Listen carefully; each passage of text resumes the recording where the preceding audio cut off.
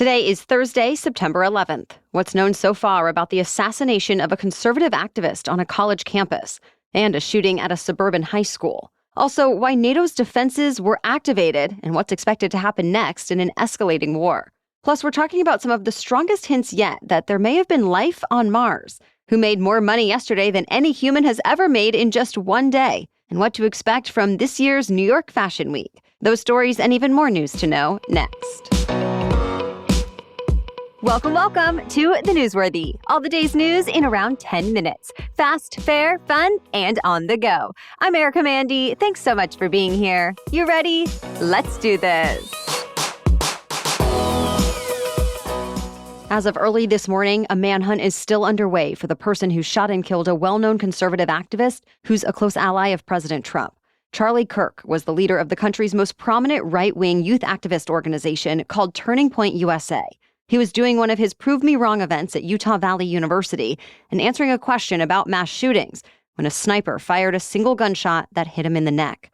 Thousands of spectators ran in a panic, and Kirk was rushed to the hospital where he later died. A couple of people were taken into custody but have since been released. Authorities say they were found to have no ties to the shooting, and the actual shooter is still at large. Kirk rose to prominence as a conservative voice who never shied away from provocative opinions. He joked in the past about how woke guys wanted to kill him. Even before this event, an online petition had been circulating calling on the university to ban Kirk from speaking. It received nearly 1,000 signatures. As of this morning, authorities have not announced a motive for Kirk's killing, but Utah's governor called it a political assassination, and the shooting has been condemned by politicians on both sides of the aisle.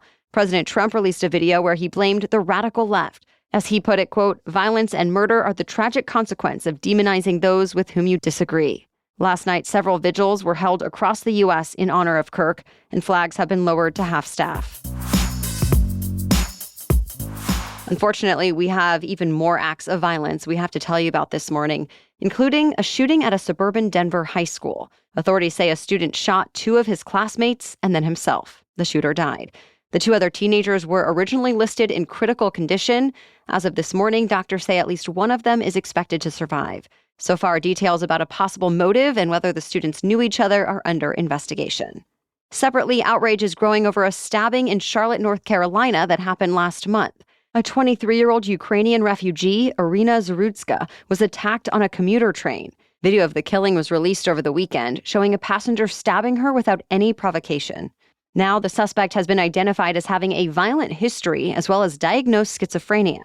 His sister told CNN her brother attacked Zarutska because he believed she was reading his mind. Well, now some Republicans are blaming the Democratic leadership in Charlotte. President Trump said the suspect would have been in prison if not for left-leaning policies. Charlotte's Democratic Mayor Vi Lyles mentioned the suspect's mental health troubles and urged people to do better for those in crisis. She also ordered a stronger police presence on the public transit system. The suspect has now been charged with first-degree murder in North Carolina. Prosecutors also filed a federal charge against him, and President Trump is calling for him to receive the death penalty. The biggest conflict in Europe since World War II may have just escalated even more. More than a dozen Russian drones entered Poland earlier this week, and now NATO confirms it scrambled fighter jets to shoot them down. It was the first time in the history of the alliance that its fighters engaged enemy targets in NATO airspace. Since then, 9 drones have been found, and Polish authorities say they were all unarmed dummies. It's still not clear if Russia meant to send them to Poland, though, since it actually came during a large-scale drone and missile attack in Ukraine. And it's not uncommon for Russia to send those unarmed dummy drones to fool Ukrainian air defenses. Russia seems to keep changing its story about what exactly happened. Now, Poland and other NATO officials say they're waiting for the results of a military assessment before deciding how to respond. Back in the U.S., former senior FBI officials say the White House has been directly meddling in decisions at the Bureau that's been independent for the last century. They were all fired last month, despite being 3 of the FBI's most experienced leaders. In a new lawsuit, they say they were part of a so-called campaign of retribution because they didn't demonstrate the kind of political loyalty that's now required. The suit says FBI Director Kash Patel even acknowledged that the Trump administration told him to fire anyone who worked on investigations of President Trump, even if they were just assigned the cases. The former senior officials are now trying to get their jobs back as part of the lawsuit, as well as some back pay and more. At this point, no response from the FBI or the White House.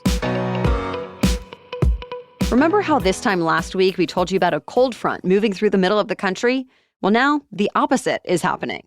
90-plus degree temperatures are expected today across the southern plains as far north as St. Louis, Missouri. By tomorrow, about 130 million Americans will be dealing with temperatures 10 to 15 degrees above average. So it will feel more like the middle of summer than the end of it, at least until Monday. That said, the Northeast will stay slightly cooler than average, and today the Northwest is expected to get some storms. Flood watches are in effect across parts of the region, but the rain could bring some relief in the face of drought. To be continued. More news still coming up, but first, a break to talk about our sponsor. Lunch and dinner at home don't have to be boring or a big time-consuming project that you have to plan days in advance. With Cook Unity, I can enjoy chef-crafted meals where the chefs hand-pick their ingredients to get the freshest seasonal flavors. And yet, I don't even have to leave my house or spend much time at all. Meals are delivered fully cooked, so I just heat up in as little as 5 minutes. Quinoa-crusted salmon, a Moroccan chickpea and feta bowl, and a Mediterranean shrimp grain bowl are just a few of the examples of dinners and lunches I never would have made on my own, but I really enjoyed and could feel great about eating. Who knew I could get that much variety in flavors and nutrition in just a regular work week? There's no shopping, no cooking, no cleanup. Just heat up in minutes and enjoy a meal that balances flavor and nutrition and frees up my time.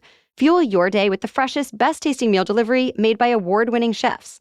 Go to cookunity.com/newsworthyfree or enter the code newsworthyfree before checkout for free premium meals for life. That's free premium meals for life by using the code newsworthyfree or going to cookunity.com/newsworthyfree.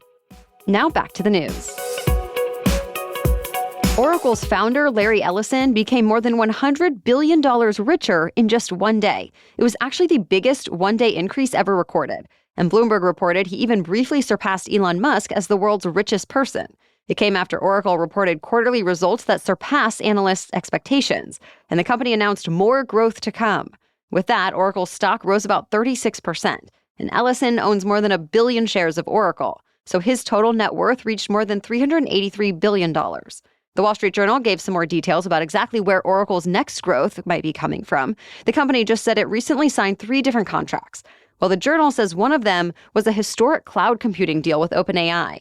It cites sources who say OpenAI signed a contract to buy $300 billion in computing power over roughly 5 years from Oracle, and that should give it 4.5 gigawatts of power capacity. To put that into perspective, it's roughly comparable to the electricity produced by more than 2 Hoover dams or the amount used by about 4 million homes. Former Vice President Kamala Harris is sharing her most pointed criticism yet of her last boss. She called former President Biden's decision to run for a second term reckless in his advanced age. And Harris admits she and other Democrats were reckless in letting it happen, that, quote, this wasn't a choice that should have been left to an individual's ego.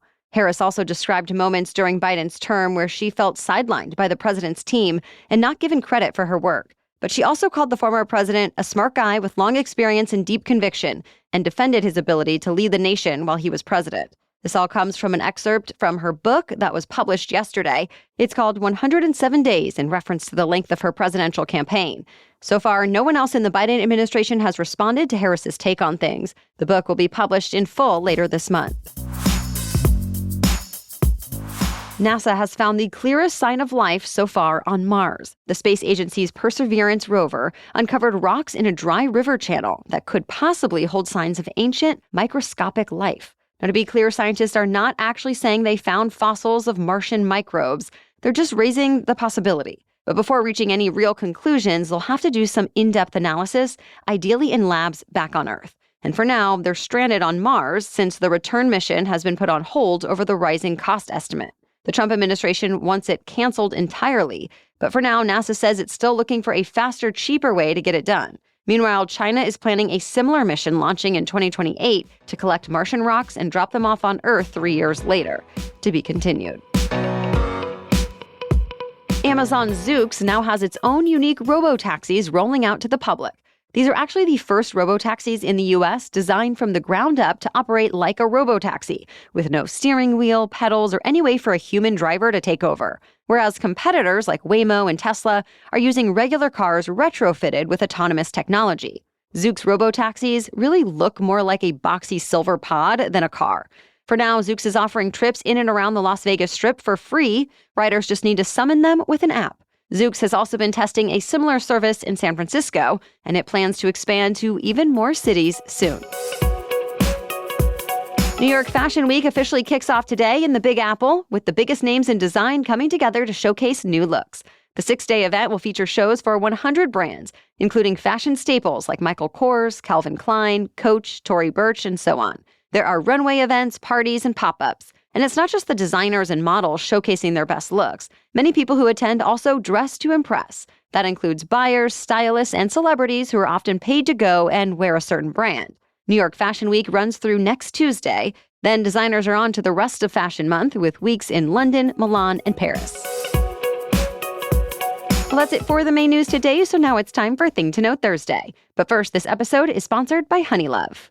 The right outfit can make you feel great, but the right foundation layer, that can take your confidence to the next level.